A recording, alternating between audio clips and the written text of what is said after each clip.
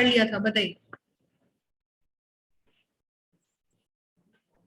If you remember, हमने ये part तक पढ़ लिया था कि भाई एक वायर है, एक दूसरा वायर है, एक वायर ए बी है, एक वायर सी डी है, याद है आप लोगों को। और कल हमने बोला था कि एक वायर की फील्ड में दूसरा वायर सी डी रखा है, तो और दूसरे वायर की फील्ड में, ये रेड वाली फील्ड में वायर ए बी रखा है। सीखा था कि नहीं सीखा था, बताइएगा। Have you learn this everybody? Yes ma'am. तो हमने ये पार्ट सीख लिया था कि इन दोनों के बीच में कोई फोर्स रहती है, वो फोर्स अट्रैक्टिव भी हो सकती है और वो फोर्स रिपल्सिव भी हो सकती है। तो वो डिपेंड करता है कि दोनों में करंट की डायरेक्शन क्या है। यहां तक मेरे ख्याल से हमने अपना लेक्चर बंद किया था कि forces the two wires would either attract each other और the two wires would either repel each other depending upon the direction of current. ठीक है, अब इसमें लिखो कि जैसे दोनों में करंट अगर सेम डायरेक्शन में जाता है, ठीक है जी, तो दोनों में अगर करंट सेम डायरेक्शन जाता है तो लिखेगा दे वुड अट्रैक्ट। लिख लो इस बात को। ऐसा क्यों होता है उसके आगे वाई लिख के छोड़ देना, क्लास में डिस्कस करेंगे। ठीक है,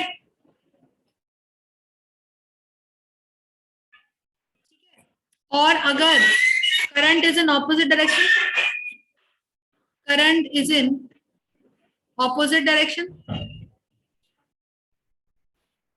if the current is in opposite direction, then the two wires attract each other, then the two wires attract each other. ठीक है जी, are you understanding my point everybody? बताइए, यहां तक सबको समझ आ रही है बात बच्चे?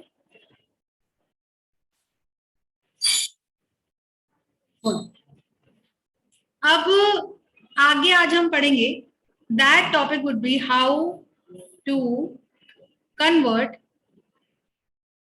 अ galvanometer into an ammeter।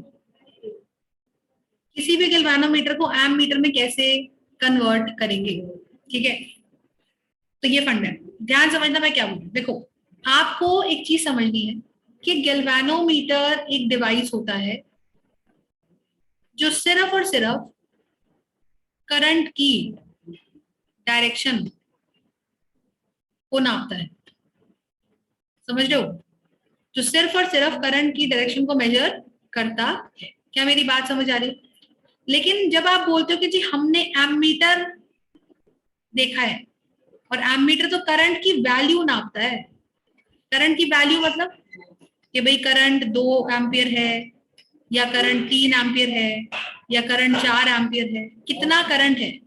तो करंट की वैल्यू कौन नापता है? एमीटर। समझ रहे हो? और करंट की डायरेक्शन को कौन नापता है? गैल्वेनोमीटर। कैसे नापता है? देखो, गैल्वेनोमीटर ऐसे गोला सा मीटर होता है उसमें, और उसमें सुई ऐसे लगी होती है सीधी, और तार निकल रहा होता है। तो अगर उस गैल्वेनोमीटर में ऐसे करंट जाएगा, ए से बी जाएगा करंट, तो नीडल ए से बी पॉइंट करेगी, मतलब नीडल ऐसे घूम जाएगी इधर। तो जिधर की तरफ नीडल घूम गई मतलब करंट उधर ही जा रहा है। और अगर हमारे पास ये गैल्वेनोमीटर है और नीडल सीधी है और ये ऐसे है, तो क्या होगा कि करंट अगर उल्टा जा रहा है, बी से ए जा रहा है, करंट अगर बी से ए जा रहा है तो नीडल इधर घूम गई, उल्टा घूम गई। तो बेसिकली नीडल के घूमने से हमें करंट की डायरेक्शन का पता चल जाता है। क्या मेरी बात समझ आ रही है?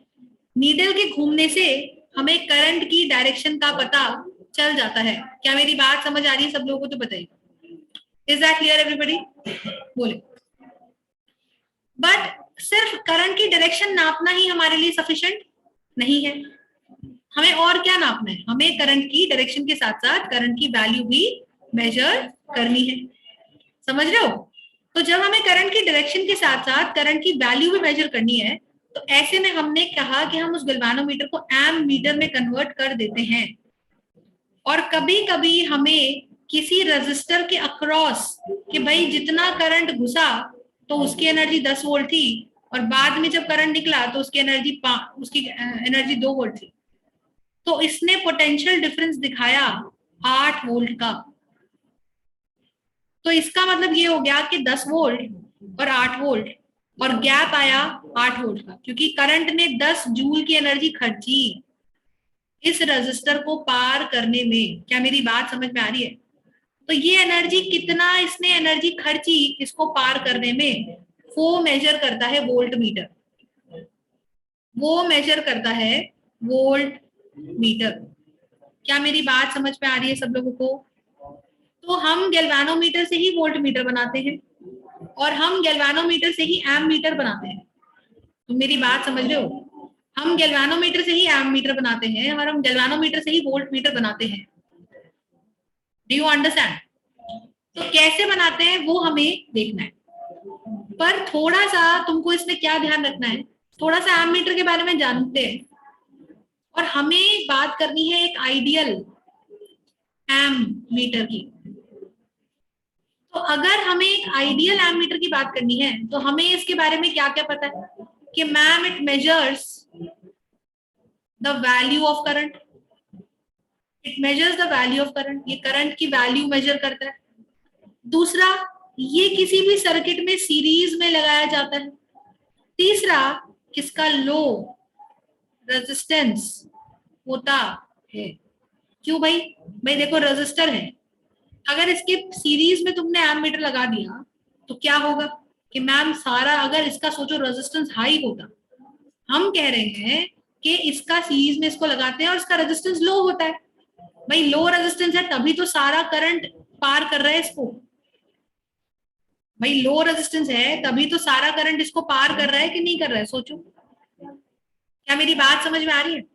तो अगर ये आर रेजिस्टेंस है और इसका बहुत लो रेजिस्टेंस है तभी करंट इसको पार कर पा रहा है। और आई इंटू आर, क्योंकि इसका आर नियर टू जीरो है बेटा, 0.0001 ओम रेजिस्टेंस है, तो current into resistance voltage drop ammeter के through is very very negligible. तो तीसरा पॉइंट, चौथा पॉइंट क्या कि वोल्टेज ड्रॉप, ये याद करना है आपको, जब भी एमीटर की बात आएगी तो ये 4 पॉइंट्स बिना लिखे आपको नंबर नहीं मिलेंगे। Voltage drop across the voltmeter is very very और एक्सट्रीमली लो, क्योंकि उसका I into R of ammeter, क्या मोक्षिका को मेरी बात समझ में आ रही है? I into resistance of ammeter is very low. हाँ या ना?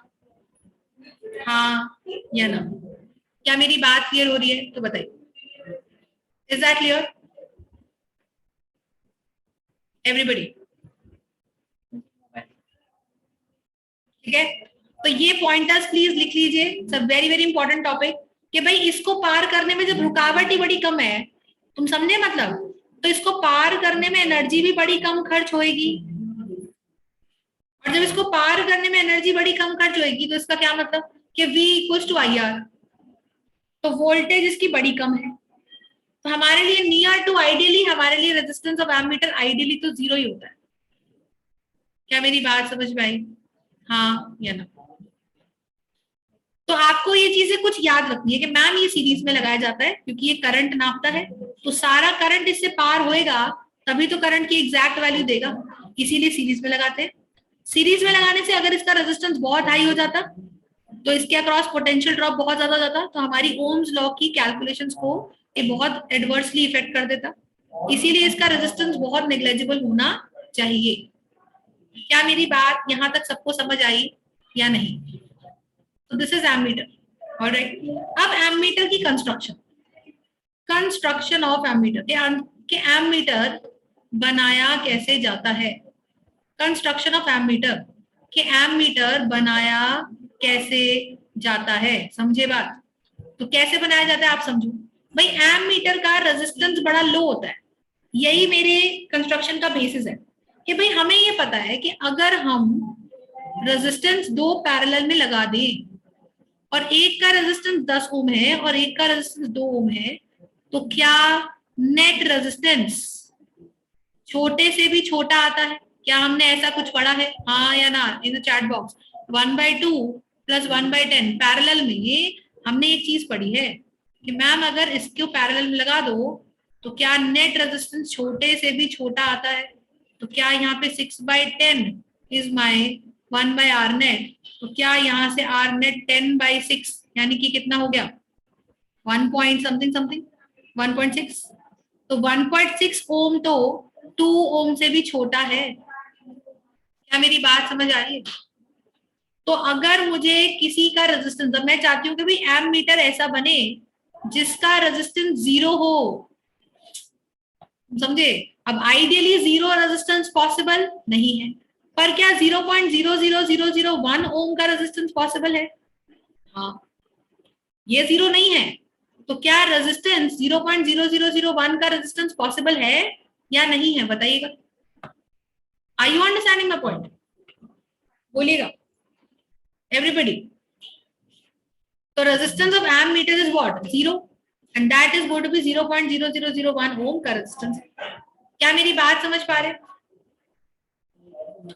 तो ये कैसे लाएं? तो आप मुझे बताओ कि अगर मैं 10 ओम के पैरेलल में मैं 0.1 ओम का रेजिस्टेंस लगा दूं, ध्यान से समझना, मैं फंडा बता रही हूँ तुमको ऐसा कैसे एमीटर बनाते हैं। तो क्या तुम ये समझ सकते हो कि नेट रेजिस्टेंस 0.1 से भी छोटा आएगा?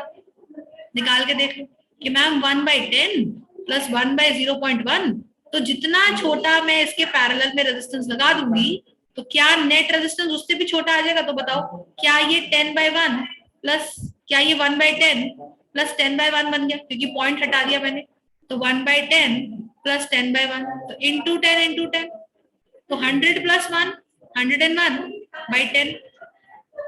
तो क्या ये 1/r नेट आया?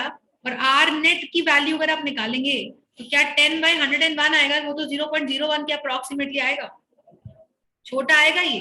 10/101 आ गया बेटा, बोलो 10/101 थोड़ा सा छोटा हो गया value. Are you understanding my point? बोलिएगा। अंदाज 0.999 कुछ आएगा ये, 0.09 कुछ आएगा, सॉरी 0.09 कुछ आएगा ये। क्या मेरी बात यहां तक सबको समझ आई या नहीं एवरीबडी?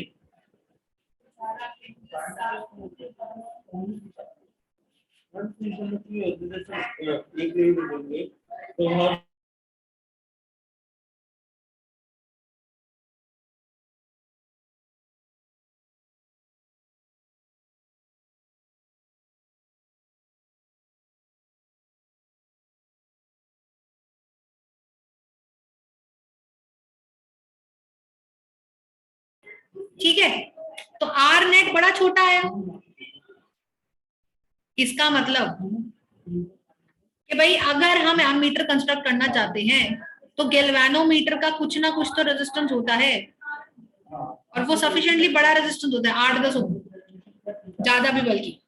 लेकिन अगर उसके पैरेलल में कोई छोटा रेजिस्टेंस लगा दिया जाए तो नेट रेजिस्टेंस उस छोटे से भी छोटा आएगा, तो क्या हम अपना एमीटर के गोल को अचीव कर पाएंगे?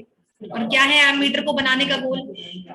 एमीटर को बनाने का गोल है कि हमें जितना पॉसिबल हो उसका रेजिस्टेंस घटा दो, क्योंकि हमें एमीटर सीरीज में लगाना है। क्या मेरी बात समझ में आ रही है? तो बोलिए, आर यू अंडरस्टैंडिंग? तो how do we construct an ammeter?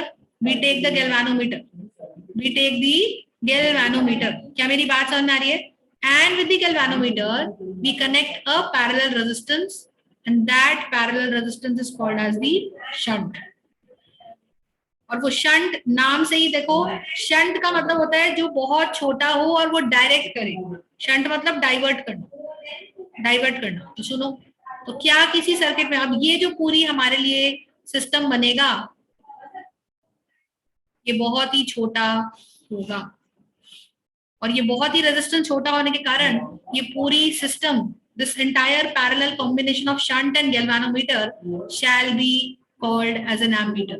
क्या मेरी बात सबको समझ में आ रही है या नहीं? क्योंकि एमीटर को बनाना ही हमें कैसा है, स्मॉल रेजिस्टेंस वाला बनाना है। क्या मेरी बात सबको समझ में आई? तो बोलिए, इज दैट क्लियर एवरीबडी? बोलिए, कहीं पे भी कोई दिक्कत है इसमें किसी को तो बोले। और देखो अगर किसी दूसरे रेजिस्टेंस के लिए, अब मैं चाहती हूँ कि एम मीटर को मैं ऐसा बनाऊं कि 10 एम्पियर तक करंट नापे, ये मैक्सिमम करंट है। अगर मैं इसे 10 एम्पियर नापने के लिए बनाऊंगी तो ये 8 एम्पियर तो नापेगा ही, 5 एम्पियर भी नापेगा, मतलब 0 से लेके 10 एम्पियर तक ये सारे करंट नापेगा। अगर तुमने 10.1 एम्पियर करंट नपाया तो ये जल जाएगा, शॉर्ट सर्किट हो जाएगा, यानी कि इसकी जो लिमिट है वो मैक्सिमम 10 एम्पियर की है। अगर मैं चाहूं तो सेम गैल्वेनोमीटर को 20 एम्पियर भी नपवा सकती हूँ, बस मुझे उसके लिए अपने हिसाब से डिसाइड करना पड़ेगा कि कितना शंट इसके पैरेलल में हमने लगाना है। क्या मेरी बात समझ में आ रही है? तो इसको लिखो जरा, लिखो एमीटर इज कंस्ट्रक्टेड, फटाफट से एक लाइन में लिख लो, ammeter is constructed by connecting a very very small resistance in parallel to the galvanometer. लिख लीजिए, लिख लीजिए कि ammeter is constructed by ammeter is constructed by connecting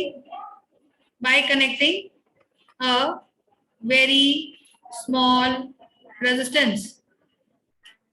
small resistance shunt in parallel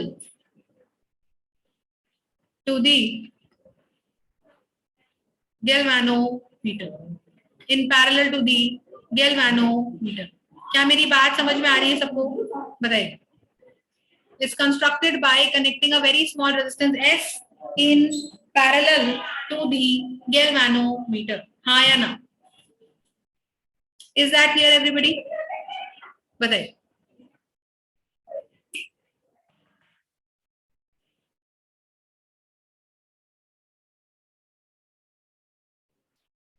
समझ पा रहे हो कि नहीं?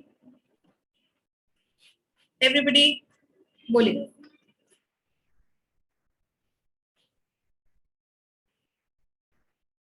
ठीक है जी, गुड। भव्या, विदुषी, ऋतिका, मोक्षिका, बच्चे समझ आ रहा है तो बताइए। Yes ma'am. चलो, अब क्या है सुनो, शंट पहले ही मैंने बता दिया, S for shunt, S for small, very very small. तो अगर शंट बहुत छोटा है तो होता क्या है, होता ये कि गैल्वेनोमीटर है, ये शंट है और ये जो गैल्वेनोमीटर है। अब मैंने कहा जी कोई भाई देखो ये पूरा सिस्टम मेरे लिए एमीटर है, ये पूरा सिस्टम मेरे लिए एमीटर आया ना। अब क्योंकि ये मेरे लिए एमीटर है तो क्या किसी रेजिस्टेंस के सीरीज में ये एमीटर लगेगा? ये एमीटर है ना, तो क्या उस रेजिस्टेंस से कोई आई मैक्सिमम करंट पास हो रहा होगा जो बैटरी ने उसको दिया होगा? और अब हम ये चाहते हैं कि यार ये एमीटर नाप के बताए हमको कि कितना करंट एंट्री कर रहा है, कितना करंट इस रजिस्टर को पार करके आ रहा है और वो करंट बैटरी ने भेजा है। क्या मेरी बात समझ में आई? आया ना? बोलो। तो basically how I am going to draw it कि भाई कोई करंट आ रहा है जो मेरे इस गैल्वेनोमीटर को मेजर, गैल्वेनोमीटर नहीं एम मीटर को मेजर करना है। पर ये अब आपको अंदर वाली सर्किटरी समझ में आ गई इसकी, कैसे कि मैम ये शंट था, ये गैल्वेनोमीटर था, और असली में गैल्वेनोमीटर का रेजिस्टेंस जी ओम्स था, जो कि ऐसा कुछ था 10 ओम 20 ओम टाइप का कुछ था, और शंट का रेजिस्टेंस बड़ा ही छोटा होता है, 0.1 ओम 0.2 ओम, बड़ा ही छोटा। तो हम 0 ओम का एमीटर नहीं बना सकते, बट नियर टू 0 का बनाने की कोशिश कर रहे हैं, और यहां से कोई आई मैक्सिमम करंट घुसेगा जिसे इस पूरे एमीटर की सिस्टम को नापना है। क्या मेरी बात समझ में आ गई? तो बताइए, are you understanding my point? बोले। तो अब होगा क्या कि जब पूरा ये हमारे पास एमीटर है तो आई करंट आया, तो क्या इस जंक्शन ए पे ये करंट बटेगा?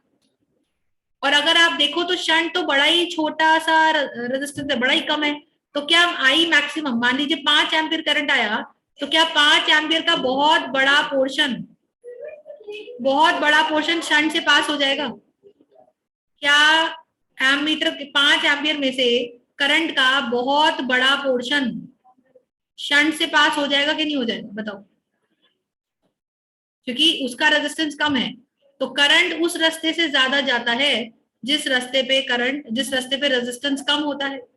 तो यानी कि मैंने कहा यहाँ पे अगर करंट गया आईजी कौन सा है? Current passing through galvanometer.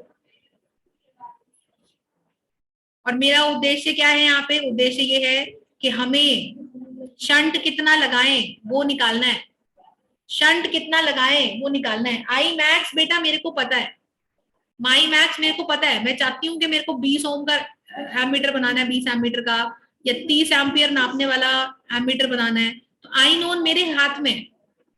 और गैल्वेनोमीटर भी मेरे को पता है कि भी मेरे पास 8 ओम का या 10 ओम का गैल्वेनोमीटर है, मतलब मेरे को गैल्वेनोमीटर का रेजिस्टेंस जी, रेजिस्टेंस ऑफ गैल्वेनोमीटर भी पता है, ये सब मुझे पता है, समझ रहे हो। बस मुझे शंट नहीं पता, क्यों?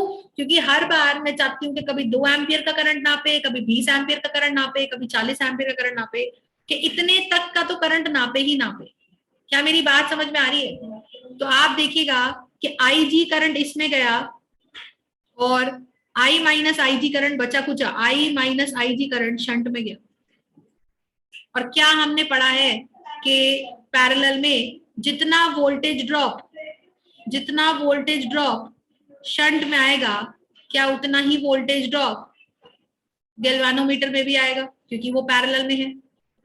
तो क्या वोल्टेज ड्रॉप होता है आई इंटू आर, तो I minus I G into shunt shall be equal to I G into G, हाँ या ना?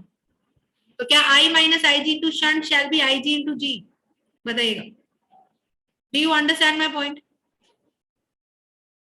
और शंट निकालना है क्योंकि हमको, तो shunt shall be equal to G I G upon I minus I G, ये हमारा डेरिवेशन है। अब तुम उसके हिसाब से सोचो, तुम्हारा मन किया, क्या यहां तक सबको समझ में आई बात कि कितना शंट हम लगाएं कि हम इस आई मैक्स को नाप पाए? तो we already know the resistance of the galvanometer, we already know the current passing through the galvanometer Ig, ठीक है। वी ऑल्सो नो कि हम कितना मैक्सिमम करंट गैल्वेनोमीटर से नपवाना चाहते हैं। क्या मेरी बात समझ आ रही है? तो क्या उसको नापने के लिए हमें एमीटर का, देखो जितना ज्यादा करंट, लॉजिक सोचो, तुम चाहते हो कि भाई इतना सारा करंट हमारे एमीटर से पास करे, तो ज्यादा करंट अगर तुम्हें एमीटर से पास कराना है, ज्यादा करंट अगर तुम्हें एमीटर से पास कराना है, तो क्या तुम्हें एमीटर का रेजिस्टेंस बहुत छोटा चाहिए? तुम्हें और ज्यादा करंट पास कराना है तो तुम्हें एमीटर का रेजिस्टेंस और भी छोटा चाहिए। और एमीटर का रेजिस्टेंस बेसिकली शंट पे डिपेंड कर रहा है, क्योंकि पैरेलल में नेट रेजिस्टेंस छोटे से भी छोटा होता है। क्या मेरी बात समझ में आ रही है सबको? पैरेलल में नेट रेजिस्टेंस छोटे से भी छोटा होता है, हाँ या ना? बोलिएगा। तो इसका मतलब अगर तुम चाहते हो कि भी मैं एक एमीटर बनाऊं जो 0 से 10 एम्पियर तक का करंट नापे, तो 0 से 10 एम्पियर तक का करंट नापने के लिए मुझे क्या करना पड़ेगा? 0 से 10 एम्पियर तक का करंट नापने के लिए मुझे क्या करना पड़ेगा? मुझे कोई एमीटर में रेजिस्टेंस कम करना पड़ेगा, शंट छोटा कर दो तो नेट रेजिस्टेंस शंट से भी छोटा आएगा।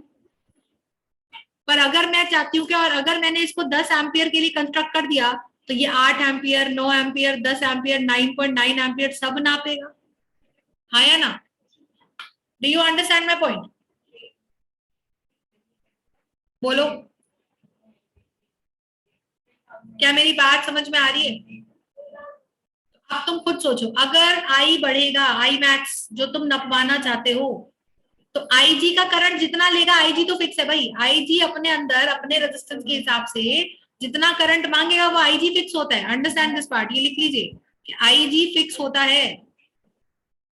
तो for a given galvanometer IG is fix.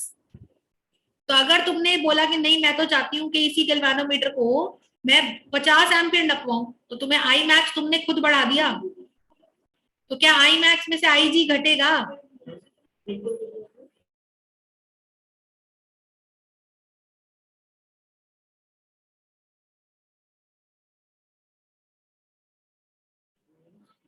समझ पा रहे? तो G माइनस आई जी, तो देखो आई मैक्स हमने बढ़ा दिया, अब बड़ी चीज में से फिक्स चीज घटाओगे तो आंसर भी बढ़ेगा।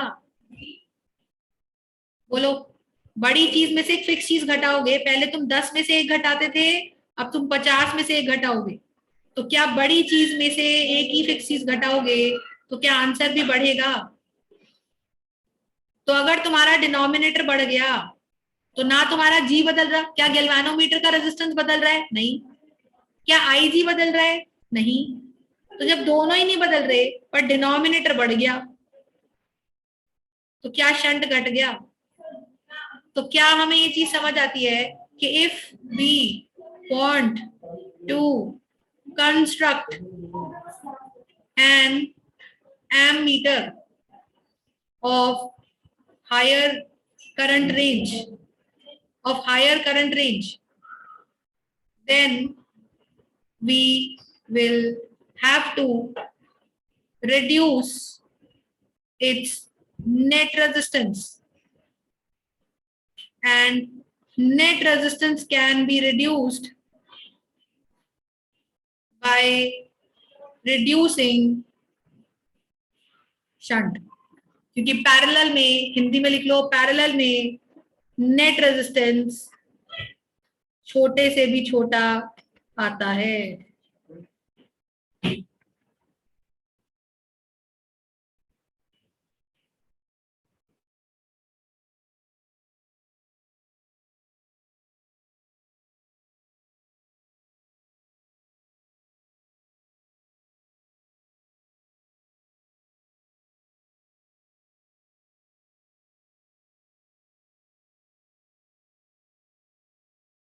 क्या इतनी बात सबको समझ आ गई? हाँ या ना बताइए। अगर आपसे कोई पहली चीज पूछेगी जी कितना शंट निकाले, derive the expression of shunt to be connected in parallel to that of the galvanometer, so that is going to be this expression. इतनी सी डेरिवेशन है शंट लगाने की, बस। क्या मेरी बात समझ में आ रही है? और तुमसे कोई पूछ ले जी गैल्वेनोमीटर का रेजिस्टेंस क्या है, तो ये डायग्राम बना दो और इसके पैरेलल में एक शंट लगा दो। बोलो जी आई करंट आ रहा है जो हम नपवाना चाहते हैं। ये मैक्सिमम करंट के लिए हम कंस्ट्रक्ट करते हैं, लेकिन अगर हमने 10 एम्पियर के लिए इसे कंस्ट्रक्ट किया है बेटा, तो ये 8 एम्पियर तो नापेगा ही, 5 एम्पियर तो नापेगा ही, 2 एम्पियर तो नापेगा ही। समझ रहे हो? 10 के ऊपर नहीं नापेगा। अगर तुम 20 के लिए कंस्ट्रक्ट करते हो तो 20 इज योर आई मैक्स। तो यहां से आई जी करंट जाएगा और यहाँ करंट जाएगा आई माइनस आई जी। ये शंट है। ये क्या है? पैरेलल में। अब देखो, अब नेट रेजिस्टेंस ऑफ एमीटर क्या बनेगा? आर नेट ऑफ एमीटर क्या बनेगा? आर नेट ऑफ एमीटर बनेगा 1/G प्लस 1/शंट इज 1/R नेट। तो कंस्ट्रक्ट कर लीजिए, S plus G/GS is going to be 1/R net. Very very simple derivation.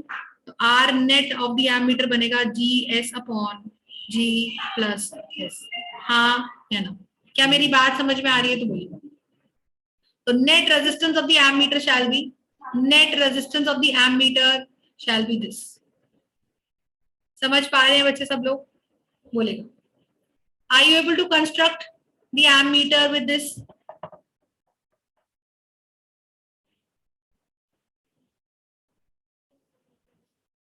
Class 12, do you understand कि हमने ammeter कैसे कंस्ट्रक्ट करना है? भव्या को समझ आ गया? What about you, Vidushi, Ritika? Okay, all right. Now let's just do certain numericals for this, right?